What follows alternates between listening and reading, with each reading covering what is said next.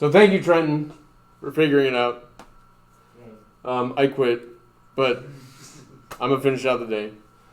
I do need to measure the voltage as a function of time, though, so I can produce that graph. And so I need to put a voltmeter in what, Trenton? Across the capacitor on either side. Right, in parallel on either side. And so we do it like this. So that's how I can put in a voltmeter to measure the voltage across the capacitor.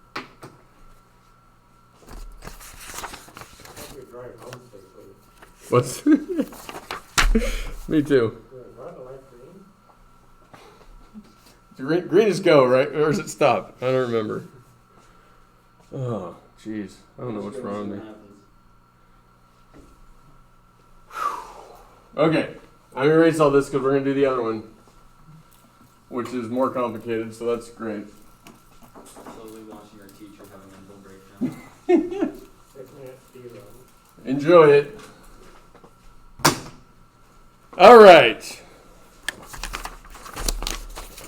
This other one. 6 questions in 6 minutes. We can do it. Maybe not. The circuit represented above is composed of 3 resistors. Oh, let me draw it.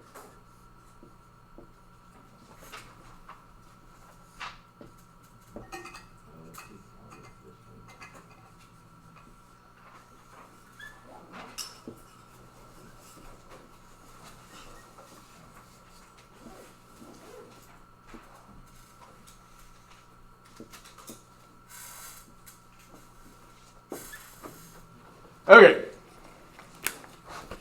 The circuit is composed of 3 resistors with the resistance shown, a battery of voltage V0, a capacitor of capacitance C, and a switch S. The switch is closed, and after a long time, after 5 time constants, the circuit reaches steady state conditions. Answer the following questions in terms of V0, R, C, and fundamental constants as appropriate. Derive an expression for the steady state current supplied by the battery. Steady state current means after the capacitor is fully charged, because before the capacitor is fully charged, the current is not in steady state, right? So what can I say about this circuit and the current flowing through it once the capacitor is fully charged? Nearly 0. No. Because there are resistors there. It's like a closed loop. How much current's going through here? That'll be 0. The current through here is going to be 0, Okay. which means all the current's just going to be going through this loop here, Okay. right? So that's where the math again is going to be pretty simple, but that's what you got to understand. Like this capacitor, once it's charged, it acts like an open circuit. It prevents current from going through here. There's nothing preventing current from going through this loop. And so at time close to infinity, or just meaning after 5 or so time constants, I to the capacitor is 0. And so I can figure out the current that's in the steady state just by using Ohm's law, where the voltage, the battery voltage, is going to be the current, the steady state current, times the equivalent resistance for that steady state current, or for the circuit once the capacitor. And since no charge is flowing through the capacitor, no charge is flowing through this particular 2R resistor. And so the equivalent resistance is just what? 3R. And so the steady state current is going to be V0 over 3R. Again, this is 2019, so this is actually a very recent one. That other one I think was like the 90s. Number B. Oh yeah, we might not finish this. Derive an expression for the charge on the capacitor. Ooh.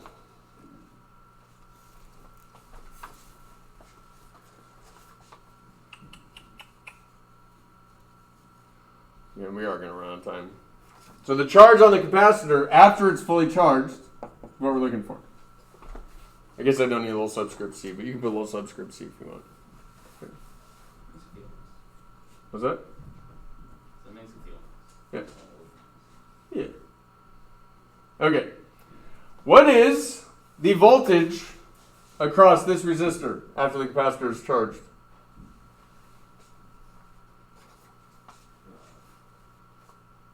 Wouldn't it be 0? Zero. There's no current flowing through it. No current flowing through it, no voltage drop, right?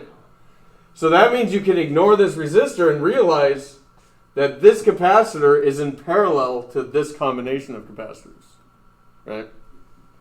Does that make sense? Or is it, no, it's in parallel with this capacitor. What? What's your resistor? That resistor. Yes. We can ignore the 2R resistor because there's no current flowing through it, therefore there's no voltage drop. So the voltage across this capacitor is the same as the voltage across this resistor because they are in parallel, right? Does that make sense? And we know that the voltage across this resistor is given by Ohm's law, right? So here, we know the equation. We'll stop here because we're going to run out of time.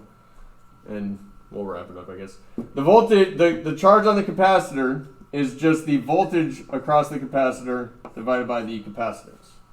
No.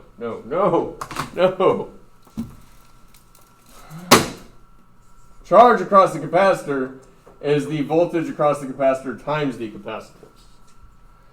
But, again, because there's no voltage drop across 2R, and the capacitor is in parallel with this resistor, that voltage across the capacitor is the same as the voltage across this resistor. And we know the current that's going through that resistor. And so the voltage across that resistor is equal to that steady state current given by this times that individual resistor's resistance, which is R. So that's going to be V naught over 3R times R, or just V naught over 3. So that's the voltage, and that's the voltage then across the capacitor. So the charge on the capacitor is going to be V naught C over 3. Oh my gosh. Horrible, Mr. Grattan. We'll stop there. You can start working on that quest assignment. When is it due? It's due next Tuesday night. We're going to work on it Monday. It is going to be a major grade. It's not nearly as long as the last one, though. So it's only 30 questions? It's only 30, yes. Oh, pretty high. It is a major grade, though. You still get the whole one free try stuff, and we'll work on it all period on Monday, so you might want to get started on it. At least we don't have another test. Yeah. There's no time for it, man. No time. Got to get to magnets. Oh no. That's only good. Yeah, Not yet. Magnetism doesn't exist. Until, next week it will, We're though. about to invent magnetism. That's right. Yeah, don't you know, until Isaac Newton discovered gravity, everyone would just float. I know, it's weird. This world was a strange place before that. Yeah, that's discovered that. Yeah, Isaac Newton was a bit of an idiot, you know? That's He what I would discovered this say. thing and then forced us all to walk on the ground and kind of just floated around. I know. What a jerk.